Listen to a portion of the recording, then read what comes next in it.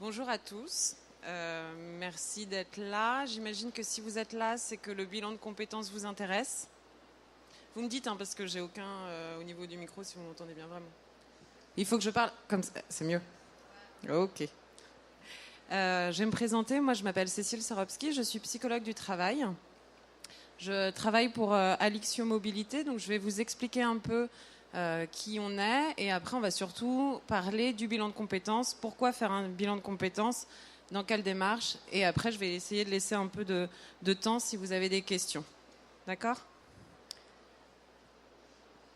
Alors, donc voilà le sommaire. Présentation du cabinet. Les objectifs d'un bilan. À destination de qui? Notre méthodologie, comment nous on fait un bilan, parce qu'il y a plusieurs organismes de bilan de compétences et c'est jamais vraiment la même méthodologie. Donc ça permet de voir avec vous, de pouvoir penser à ce que vous voulez vraiment faire et avec qui et comment. Il y a aussi donc les modalités de financement, ce qui, je pense, est une des parties assez importantes, parce que le bilan de compétences a un coût et donc c'est important de voir comment on peut être financé. Et après, nos agréments, mais ça, on passe. Et éventuellement, des petits conseils que je pourrais vous apporter pour un bilan de compétences. Alors, notre cabinet. Donc, nous sommes 300 consultants experts. Je vais passer un peu vite là-dessus parce que c'est pas pour ça que vous êtes là non plus. On fait de l'accompagnement des parcours et transitions professionnelles. On fait aussi la création d'activités intégrées dans les incubateurs d'Alixio. Nous avons des coachs et nous avons des consultants et des psychologues du travail, comme je suis psychologue du travail ou psychologue clinicien. Partout nationalement, on intervient dans toute la France et nous avons 90 bureaux permanents et après c'est de la location de bureaux. Donc dans 400 points d'accueil, on peut accueillir toutes les personnes qui ont besoin de nous. Okay, donc le cabinet Alixio Mobilité, c'est un cabinet de conseil en ressources humaines où il y a plusieurs pôles. Il y a le pôle mobilité et carrière, le pôle évaluation et orientation, donc c'est là où on fait vraiment les bilans de compétences et les bilans d'orientation. Les solutions RH pour tout ce qui est de l'accompagnement des mobilités géographiques, des solutions digitales, des solutions administratives. Et conseil et qualité de vie au travail, c'est tout ce qui touche aux risques psychosociaux. On en entend beaucoup parler de ça. Ok, et donc notre pôle évaluation, donc l'orientation, l'accompagnement à la présélection et à la sélection, de l'évaluation individuelle et approfondie, des suivis d'intégration. On fait aussi la détection de potentiel, évolution professionnelle de développement, donc l'évaluation des compétences, la détection de talents et mesure des capacités d'évolution professionnelle, l'évaluation du profil managérial et la partie bilan et orientation, où là c'est donc bilan de compétences modularisé, bilan professionnel, bilan de carrière, enfin tout type de bilan qu'on peut être amené à rencontrer. Donc on travaille dans le secteur privé comme dans le secteur public et pour tout type de métier. Il y a aussi de la remobilisation. Quand on parle de remobilisation, c'est quand il y a eu au bout d'un moment un changement de poste ou on a un accident de travail et on est amené à changer de poste. Donc là, ils rencontrent des psychologues de travail, mes collègues ou moi-même, pour essayer un peu de changer accepter son nouveau départ, l'ancien poste pour accepter le nouveau. Ce qui peut arriver de faire ça aussi en bilan de compétences. Alors, les objectifs d'un bilan de compétences. Est-ce que vous avez tous à peu près une idée de ce que c'est qu'un bilan de compétences ou pas du tout? Ce qu'il y a sur Internet, c'est tout petit. Ok. Vous avez fait un peu le tour des différents stands aujourd'hui ou pas? Ouais? Ok. Je vais tout vous expliquer de toute façon. Alors, pourquoi faire un bilan ? Là, quand je regarde autour de vous, vous êtes tous totalement différents, vous venez avec des parcours différents et pourtant vous avez tous envie de vous reconvertir à un moment donné professionnellement, de soit faire le point. Et donc vous pouvez attendre d'avoir une confiance en vous qui est renforcée. Ça veut dire que grâce au bilan de compétences, vous allez pouvoir, parfois vous avez rencontré des difficultés, et vous allez pouvoir mettre des mots sur ces échecs pouvoir voir quelle expérience positive vous allez pouvoir en dégager et comment faire pour les surmonter. Et vous découvrez en vous des ressources inattendues, des compétences dont vous n'aviez pas forcément conscience auparavant. Parce que parfois, on fait plein d'activités et on ne se rend pas compte à quel point ces activités, elles peuvent développer des compétences qui sont même des activités extra-professionnelles. On n'est pas forcément dans l'activité professionnelle. Mais par exemple, une personne qui travaille, qui est trésorière dans une association, au final, elle a complètement développé des compétences à ce niveau-là, alors qu'elle ne l'a pas fait dans son travail. Donc c'est vraiment essayer de développer une confiance par le biais aussi des compétences. C'est avoir une autre image du rapport au travail. Donc pendant un bilan de compétences, on va discuter de ses projets qu'on avait. Oui, enfant, moi je voulais faire ça et j'ai dû renoncer pour X ou X raisons. D'accord ? Donc c'est aussi faire le point sur ce qu'on voulait faire, sur ce qu'on fait maintenant. Savoir renoncer, parce que renoncer c'est choisir.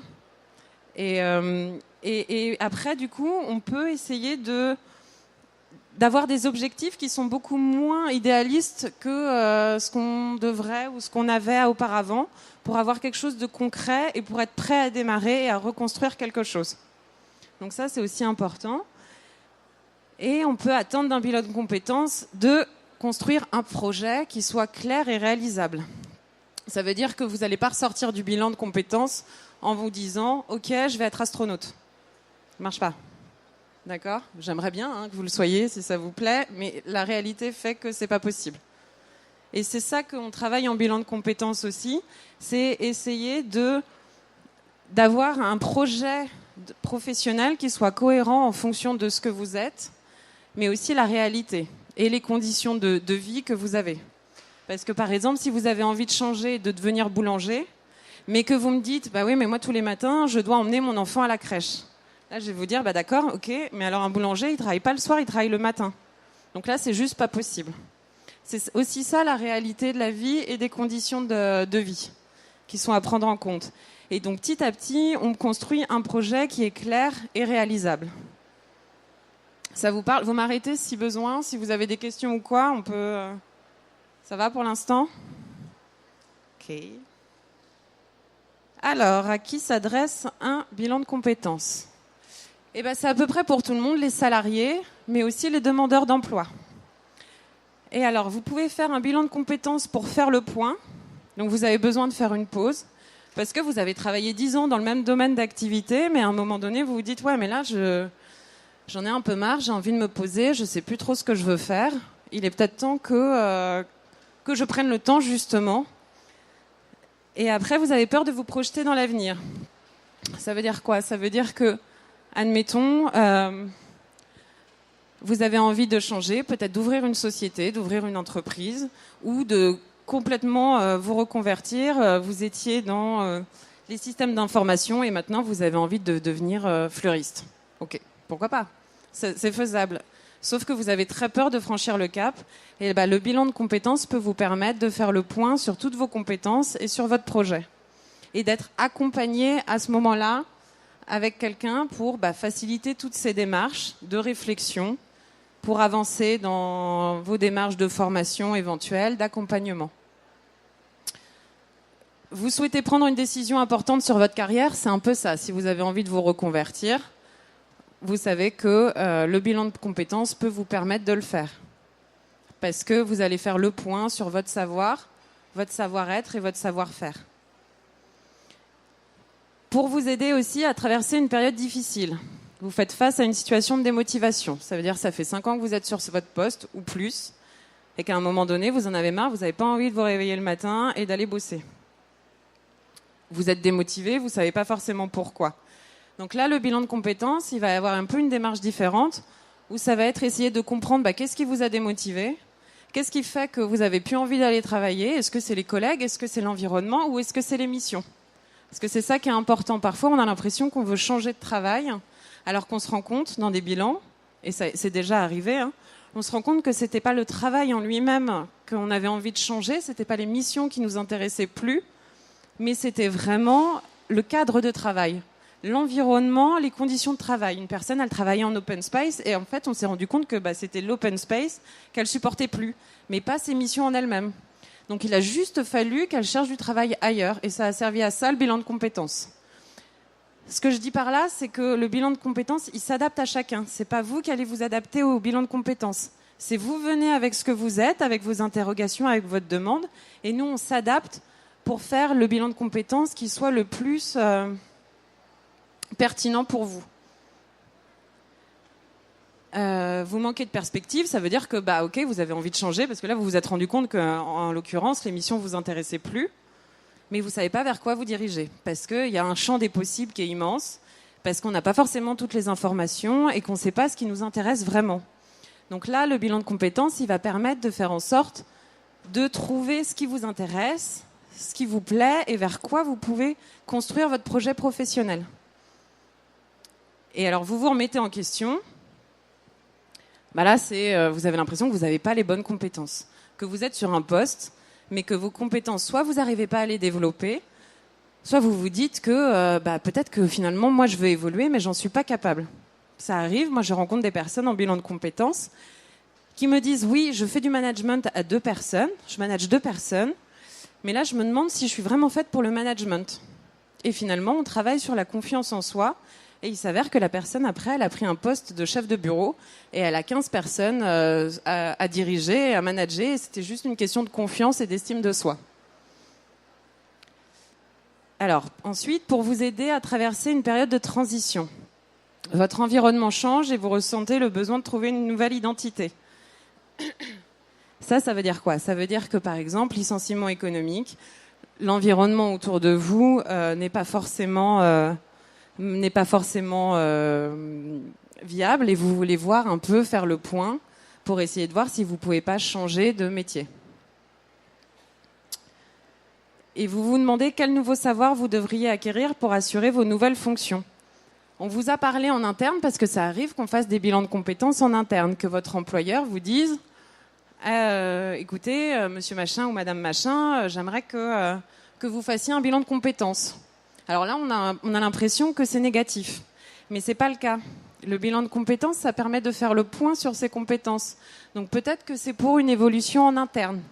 Ça va vous permettre après d'évoluer par la suite, de faire le point vraiment sur vos compétences et savoir si on vous a proposé un poste, si vous êtes en mesure de pouvoir le prendre facilement ou pas. Si par exemple...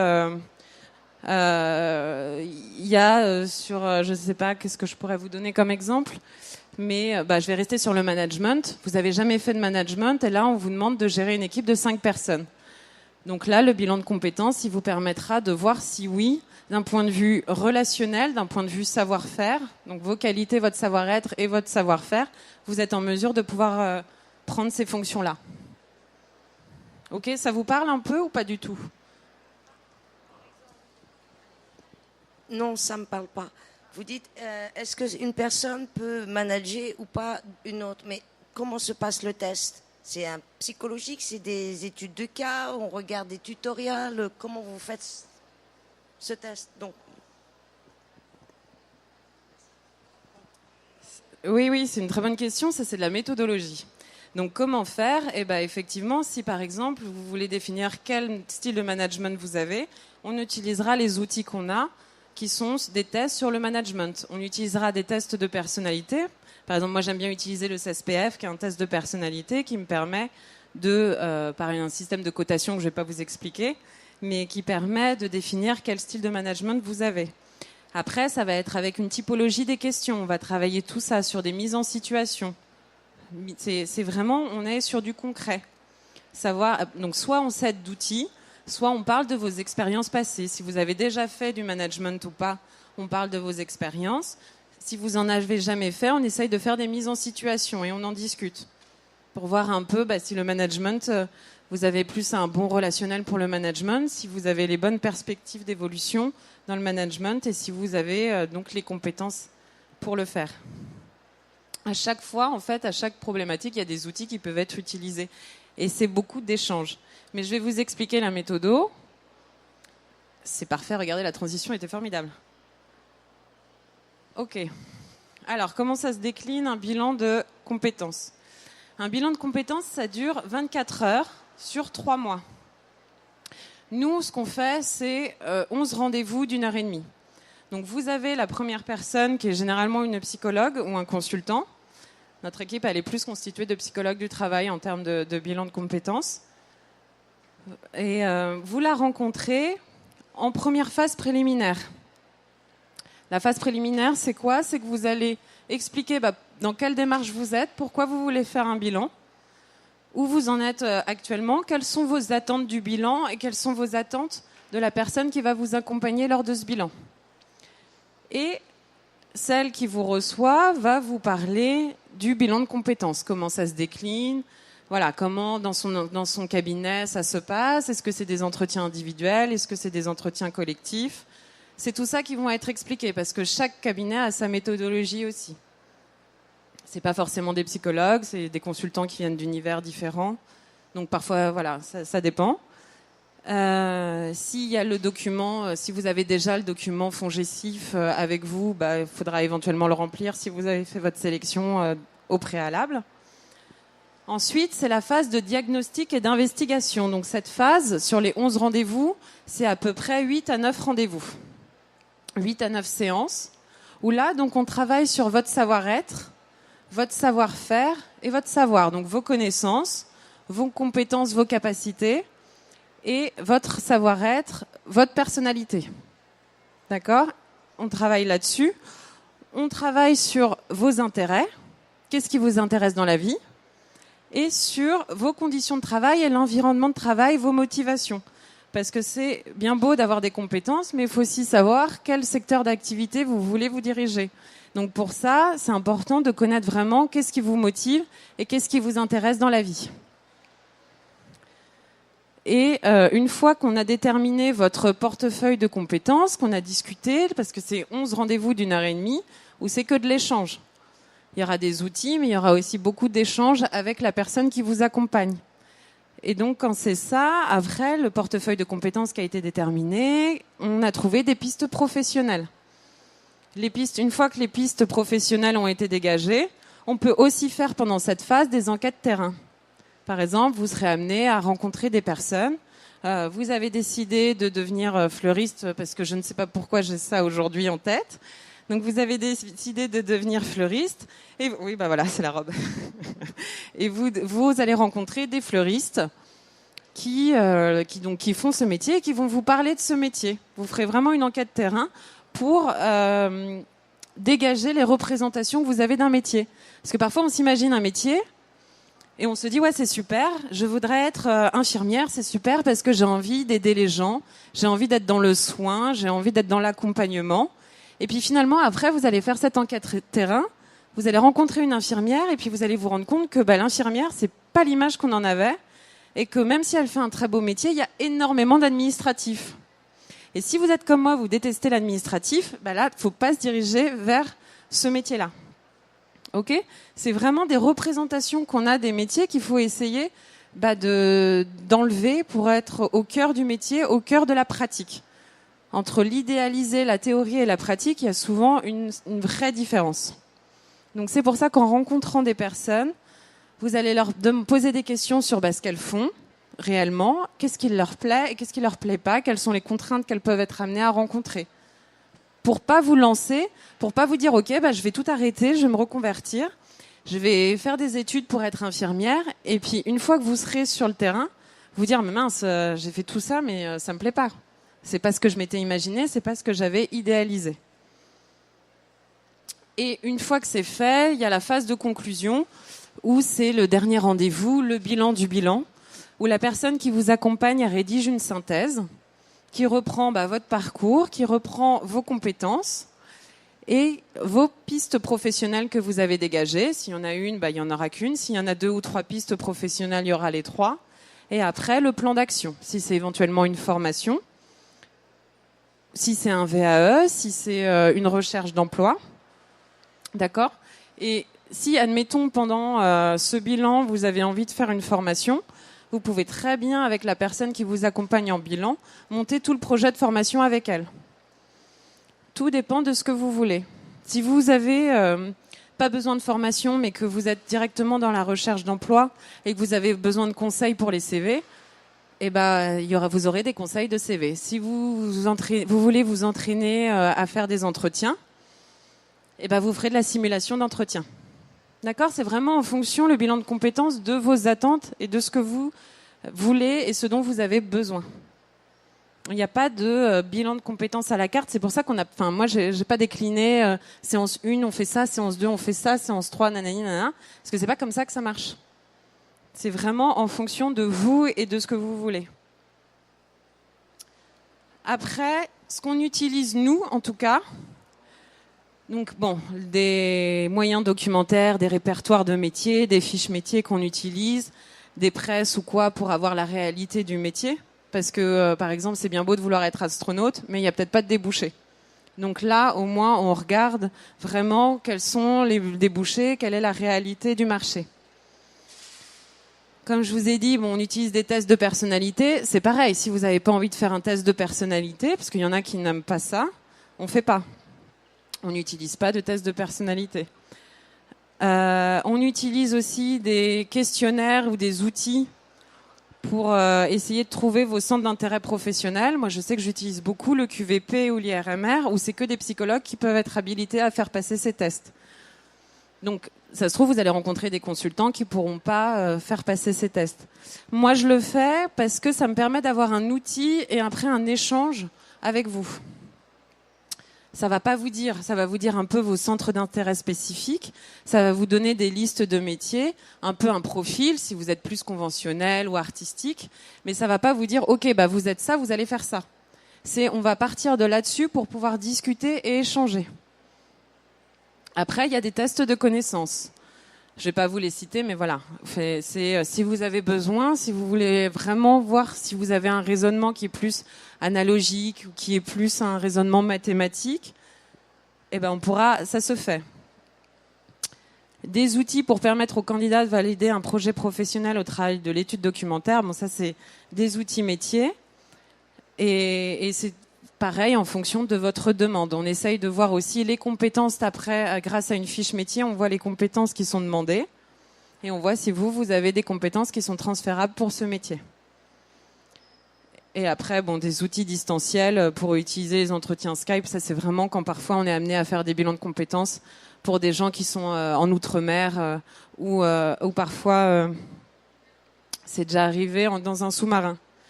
Donc voilà. Alors, est-ce que vous avez des questions déjà par rapport à tout ça ? Ouais.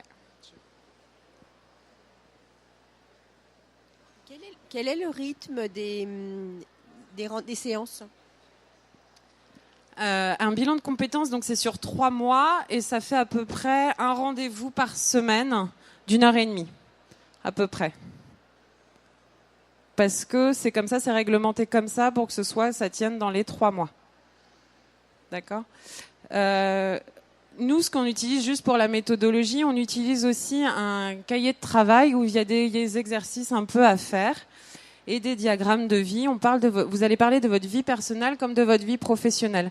C'est important que je le souligne parce que parfois les gens ils ont l'impression en arrivant au bilan de compétences qu'ils vont parler que de leur travail. Sauf que non, on fait un peu un bilan sur la vie, on fait un peu un bilan sur le parcours. Essayez de comprendre, par exemple, vous êtes travailleur social, essayez de comprendre pourquoi le social, pourquoi est-ce que dans votre vie personnelle, vous avez eu des changements qui ont fait que vous avez aussi envie de changer de poste. Voilà, et essayez de savoir si vous avez des enfants, si vous avez une vie, si vous êtes femme célibataire ou pas, ou homme célibataire, parce que ça, sur la prise en compte du projet professionnel, c'est important aussi. Est-ce que les données sont confidentielles, c'est-à-dire qu'elles restent dans le cabinet ? Alors oui, tout est confidentiel. Et même si c'est votre employeur qui finance votre bilan de compétences, il n'a pas à avoir aucune information. Même la synthèse finale, si vous la demande, c'est vous, si vous estimez que vous voulez la donner. Sinon, nous, on est en aucun cas, on doit la fournir. Donc non, un bilan de compétences, c'est confidentiel. Alors, les modalités de financement. Donc, vous avez le CPF, qui est le compte personnel de formation. Donc, chacun a droit à avoir son CPF. Vous pouvez regarder combien d'heures vous avez, parce que le bilan de compétences, il est pris dans la formation. Donc, chacun regarde sur le site pour pouvoir créer un dossier de formation. Si vous avez 25 heures, par exemple, et ben, le bilan de compétences, ça marche, vu que c'est 24 heures. Vous pouvez vous faire financer dessus. Pour les salariés, c'est un financement avec les OPCA ou les OPACIF. Et donc, il faut monter un dossier auprès de son OPCA. Pour connaître quel OPCA on est, ou si on est salarié, vous regardez sur votre fiche de paye la convention collective à laquelle vous êtes rattaché. Vous regardez la convention, ça vous dira si vous êtes FONGECIF, ANFH et tout ça. Et comme ça, après, vous pouvez télécharger un dossier de formation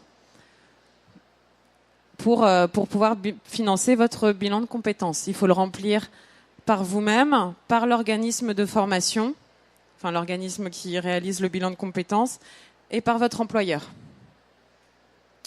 Et pour les demandeurs d'emploi, c'est se rapprocher de son conseiller Pôle emploi pour une demande d'aide individuelle à la formation.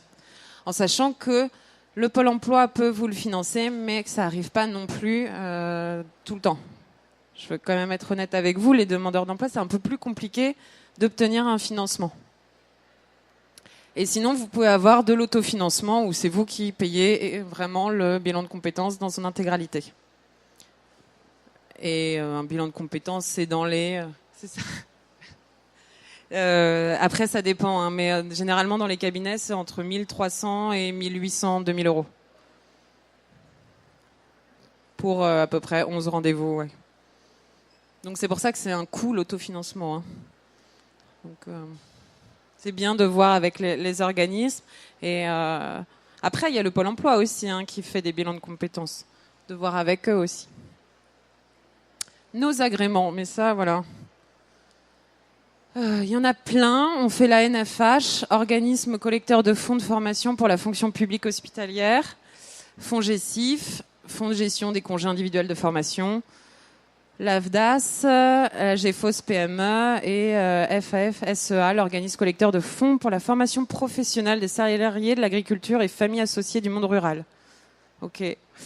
Ça, c'est tous les agréments qu'on peut avoir et je crois qu'on en a aussi d'autres. Je ne vais pas tous vous les lister parce que de toute façon, vous allez sur notre site d'Alixio et vous avez toute la liste de nos agréments. Je vais vous montrer un peu aussi après quelques conseils. Ah oui, non, je ne sais pas si je peux faire ça. Alors, quelques conseils. Ce qui est bien... Attendez. C'est la fin de la journée, je parlais avec tout le monde aujourd'hui. Alors.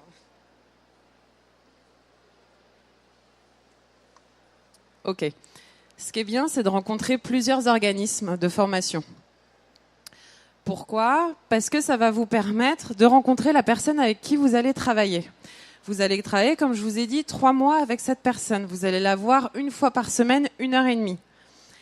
Si vous n'avez pas suffisamment le feeling avec cette personne, si vous la rencontrez et vous dites « Putain, ça passe pas, j'ai pas envie de lui parler, j'ai pas envie de me confier », eh ben vous allez être perdant. Et vous allez être perdant parce que le bilan de compétences, il est pour vous. C'est vous qui devez donner la matière. Nous, on est là vraiment pour vous accompagner. On est là, c'est nous qui avons le trousseau de clés pour vous ouvrir les bonnes portes, mais ces clés, c'est vous qui nous les donnez petit à petit dans le trousseau. Et si vous n'êtes pas à l'aise avec cette personne, si vous n'avez pas suffisamment confiance pour lui parler, il n'y aura pas toutes les clés. Et donc, il va y avoir des informations qui vont être un peu perdues. D'accord ? Après, pourquoi je parle de ça, que c'est important d'avoir le bon feeling et la confiance en la personne, c'est que vous allez parler de vos expériences professionnelles, donc vos réussites, mais vous allez être aussi amené à parler de vos échecs et de vraiment creuser, de comprendre pourquoi ça a été un échec, qu'est-ce qui a fait que peut-être ça venait de vous, peut-être pas, mais peut-être que si. Et du coup, parler de soi et des choses négatives, c'est pas forcément ce qu'il y a de plus facile à faire. Et donc pour ça, c'est bien de se sentir à l'aise avec la personne. Après, il faut voir aussi d'autres cabinets au-delà du feeling, parce que, comme on a vu, la méthodologie peut être différente. Ça peut être des consultants et pas des psychologues du travail. Vous pouvez vouloir travailler avec un homme, ça arrive. Moi, on m'a déjà dit, écoutez, non, le feeling est bien passé, mais je veux travailler avec un homme. Je pouvais rien y faire. Donc, vous avez vos propres critères. Il y en a qui veulent des gens plus âgés parce qu'ils imaginent qu'étant plus âgés, on a plus d'expérience, donc on sait mieux. Ce qui est pas forcément vrai, parce qu'on peut se reconvertir ou quoi. C'est le cas pour vous, non? Je vous vois... D'accord. Du coup, voilà, c'est pas l'âge, parce que déjà, parfois, on peut faire plus jeune que son âge. Donc, ça veut rien dire. Et en plus, parce que on peut avoir été amené à faire plein de bilans de compétences et à intervenir un peu partout. Alors que des personnes qui sont plus âgées, peut-être n'ont fait très peu de bilans de compétences. Voilà, donc après, si vous êtes resté là-dessus, n'hésitez pas à poser des questions sur l'expérience de la personne, de savoir combien de personnes elle a suivi en bilan, si vous avez besoin d'être rassuré, de quel type de métier elle fait, quelle population, si elle a travaillé dans le secteur public ou privé, si elle a aidé des personnes à haut potentiel ou peu diplômées. Essayez de voir un peu par rapport à votre profil à vous. Et ce qui est important aussi, c'est d'essayer de trouver un cabinet qui soit près soit de chez vous, soit de votre lieu de travail. Parce que vous n'allez pas dépenser toute une énergie à aller dans votre centre de cabinet, alors que vous pourriez concentrer votre énergie pendant l'échange avec la personne. C'est mieux de avoir un cabinet qui n'est pas trop loin de son lieu de travail en fonction des horaires, ou de chez soi, comme ça ne devient pas non plus une contrainte. Parce qu'un bilan de compétences, finalement, on ne se rend pas compte, mais c'est de l'investissement. Parce que vous allez parler donc de vous, que vous allez vous être en plein questionnement, en pleine réflexion sur ce que vous allez faire. Donc, parfois, bilan de compétences, ça ne va pas changer grand-chose. Ça ne va pas tout vous chambouler. Mais parfois, vous allez pouvoir vraiment vous reconvertir et changer du tout au tout, changer vraiment de vie. D'accord ? Donc, c'est important de prendre conscience que on ne fait pas un bilan de compétences comme ça pour le fun, on s'investit vraiment et prendre conscience que nous, on n'a pas non plus de bagage magique. Donc ça veut dire que vous n'allez pas venir voir des consultants qui font des bilans de compétences et qui vont vous dire « Ah bah si, bah ça j'ai tout de suite trouvé, vous allez faire ce métier-là ». C'est pas vraiment comme ça que ça marche et pas du tout. Et donc parfois, il y a des gens qui sont déçus parce qu'ils ont trop d'attentes d'un bilan de compétences. Et c'est pour ça que c'est important de voir en amont avec la personne que vous allez avoir en accompagnement, quelles sont vos attentes. Qu'est-ce que vous attendez du bilan de compétences? Si vous dites, moi je veux changer du tout au tout, je veux changer de vie, je veux vraiment trouver le métier, la personne, normalement, elle doit être à même de pouvoir vous freiner un peu dans votre démarche en vous disant, ok, on va faire en sorte que vous puissiez trouver des pistes professionnelles, mais ça ne veut pas dire que dans 3 à 4 mois, vous ferez ce métier-là. Ok, ça c'est important. Et ce qui est important aussi, c'est de prendre conscience que là, si dès aujourd'hui vous avez envie de faire votre bilan de compétences, si pendant par exemple ce salon vous avez rencontré la personne avec qui vous aviez envie de le faire, le temps de télécharger le dossier FONGECIF ou une AGECIF ou n'importe quel OPCA, de remplir le dossier et d'avoir l'acceptation du financement, il se passe 2 mois, 2 mois et demi. Donc là, par exemple, si on est fin novembre, imaginez-vous que vous commencez plutôt vers février, votre bilan de compétences, et que ça dure 3 mois. Donc si dans votre tête, vous vous étiez dit, bon, bah, dans 3 mois, c'est bon, j'ai changé de boulot, je sais ce que je veux faire, et je déménage à Marseille au soleil pour trouver un autre poste, non, il faut plus de temps que ça. Ok. Je réfléchis à ce que je pourrais vous dire d'autre. Est-ce que vous avez des questions? Ça peut m'aider. Ouais. Quel est le temps, si c'est l'autofinancement ou financé par un employeur? Quand c'est financé par un employeur, ça veut dire que ça reste quand même FONGECIF ou un autre OPCA, ça sera 2 mois et demi aussi. Le financement, si c'est de l'autofinancement, c'est beaucoup plus court parce qu'après, c'est l'accord entre vous et l'entreprise. Donc c'est beaucoup plus court. Mais que ce soit par un salarié ou une entreprise, c'est 2 mois et demi.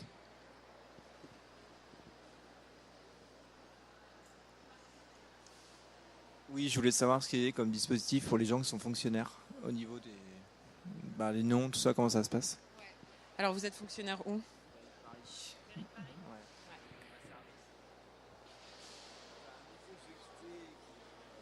Ok. C'est pareil, en fait, pour la fonction publique, il y a des organismes agréés qui financent. Donc, il faut vous renseigner auprès des RH pour voir un peu quel organisme, parce que généralement aussi, ils répondent à des appels d'offres. Et il y a des partenaires et ils ont des organismes. Nous, par exemple, on fait pour les ministères sociaux. Donc, mairie de Paris, c'est déjà arrivé. Enfin, on intervient pour la mairie de Paris, mais pas forcément pour les bilans de compétences. Donc, c'est à voir avec eux. Ça, faut vraiment vous renseigner auprès de votre RH. Que vous avez d'autres questions? Est-ce que ça vous paraît clair, le bilan de compétences? Côté très pratique, si on travaille, mais que c'est pas financé par l'employeur, est-ce qu'on peut avoir des séances en dehors, enfin après le travail? Comment ça se passe en fait? Alors, ça peut être financé par l'employeur, mais vous pouvez faire vos séances de bilan en dehors du temps de travail. Après, dans ce cas-là, il faut trouver un organisme où vous pouvez avoir des heures qui vous arrangent. Si, par exemple, il y a des organismes, moi je le fais pas.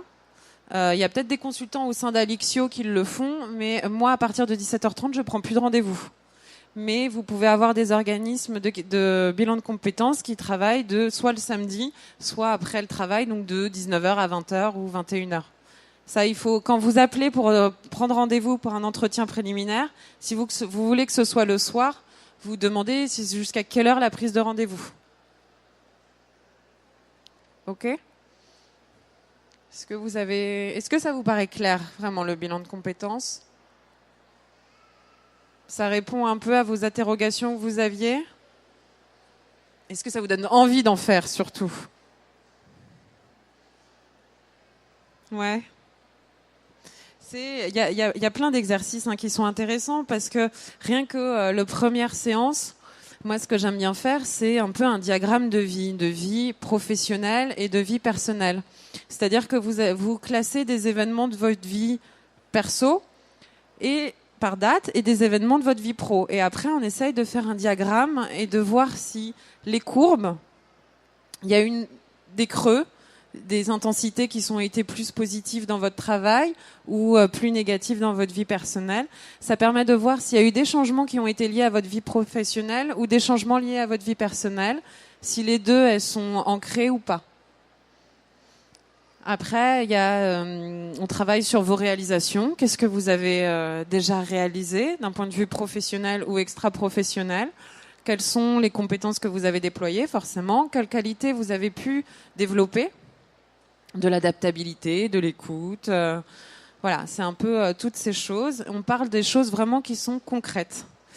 Et le savoir-être, c'est essayer de voir comment vous vous percevez, quelle image vous avez de vous-même, mais aussi quelle image les gens ont de vous. Donc pour ça, on envoie aussi des questionnaires à des gens de votre entourage, personnel ou professionnel. Ça, c'est si vous en avez envie, bien sûr. À chaque fois, on force personne. Et votre entourage et vos collègues me renvoient les questionnaires. Et après, je mets en forme pour que ce soit de manière anonyme. Et on regarde si justement l'image que vous pensiez que vous aviez correspond à celle que vous renvoyez. Parce que ça, c'est très important dans le monde du travail. Il n'y a pas que le savoir-faire, il n'y a pas que les compétences. Votre savoir-être, il est tout autant important. Et parfois, il est même plus important. Ça se voit en entretien. Il y a des gens qui n'ont pas forcément toutes les compétences requises, mais qui ont le savoir-être qu'il fallait, qui arrivent à s'adapter, qui sont dynamiques, qui sont motivés et qui le démontrent lors de l'entretien. Et donc, un employeur, il préférera peut-être prendre plus facilement une personne qui sait qu'il n'a pas les compétences, mais qui pourra se former, qu'une personne qui a toutes les compétences, mais au niveau du savoir-être, ça passe pas du tout. Donc c'est pour ça que lors d'un bilan de compétences, c'est pas que sur les compétences qu'on travaille. Tout ça va ensemble. Ok, est-ce que vous avez des questions ? Ouais. Une toute petite question. Le choix du prestataire se fait au moment de la phase préliminaire ou avant ? Voilà, c'est là. Donc ça veut dire qu'il peut y avoir une phase préliminaire avec un prestataire et ensuite un changement. Alors, ça veut dire que vous allez avoir des rendez-vous dans des cabinets différents. Vous prenez votre rendez-vous, par exemple, chez Alixio Mobilité. Chez d'autres cabinets, vous en prenez 3. Vous avez le rendez-vous préliminaire et après, vous choisissez. Et donc, vous dites à la personne, là, par exemple, si nous, on se rencontre et vous ne m'avez pas choisi pour X raisons, parce que le feeling n'est pas passé, parce que pour tout ce que j'ai cité, vous dites, non, je suis désolée, Madame Serovski, mais c'est pas avec vous que je vais travailler. J'ai choisi un autre organisme pour telle ou telle raison. Et c'est pas grave, ça arrive. Qu'on ne veuille pas travailler avec moi, c'est rare, mais ça arrive. Je plaisante. Nous, on est basé. Moi, je suis à Paris. Enfin, en fait, on est à Paris, mais on peut être amené à bouger. J'ai pas de bureau fixe. Parce que je fais des bilans de compétences, mais je fais aussi des bilans professionnels pour des sociétés privées. Et j'interviens aussi en prison pour aider les détenus à changer de poste. Donc, on n'a pas de bureau fixe. Mais vous prenez rendez-vous auprès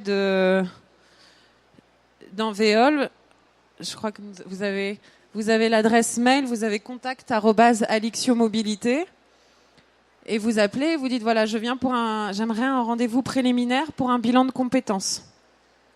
Et donc vous dites où vous habitez et on va vous trouver un psychologue du travail ou une consultante qui pourra faire ce rendez-vous préliminaire. Et normalement, la personne que vous voyez en rendez-vous préliminaire, c'est celle qui vous suivra pendant ces 3 mois.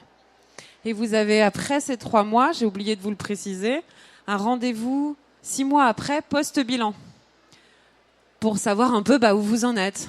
Qu'est-ce que vous avez fait dans vos démarches, si le plan d'action qui a été vu lors du dernier rendez-vous a été mis en place ou pas. Voilà. Et si, admettons, vous rencontrez une personne au sein d'Alixio et que le feeling n'est pas passé, vous pouvez dire, écoutez, la méthodologie m'intéresse, le fait que ce soit un rendez-vous individuel, le fait que ce soit près de chez moi m'intéresse, mais est-ce que ce serait possible de rencontrer une autre personne ?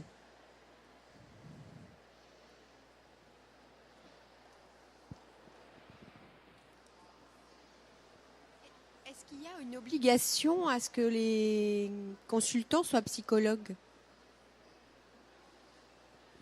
Non, il n'y a pas du tout d'obligation. On peut faire des bilans de compétences avec des consultantes.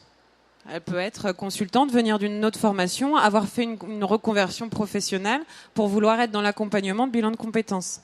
Nous, c'est un peu notre spécificité parce qu'on est une équipe de psychologues du travail, mais au sein d'Alixio, nous avons aussi des consultantes. Donc après, c'est vraiment à vous de voir. Il y a des gens qui sont réfractaires au fait qu'on soit aussi psychologue du travail parce qu'ils s'imaginent que c'est une thérapie. Je vous arrête tout de suite, on n'est pas dans la thérapie. On n'est pas du tout dans ce rapport-là, on n'est pas dans le rapport de soins. Après, ce qu'on met en avant, c'est l'écoute, l'absence de jugement. Et si vous avez eu burn-out, harcèlement ou autre, c'est vrai qu'on est plus à même de pouvoir comprendre. Quand vous avez peut-être parfois une image un peu dévalorisée ou vous manquez d'estime de vous-même, pas assez confiance en vos compétences, c'est vrai que l'apport du psychologue du travail permet de travailler tout ça.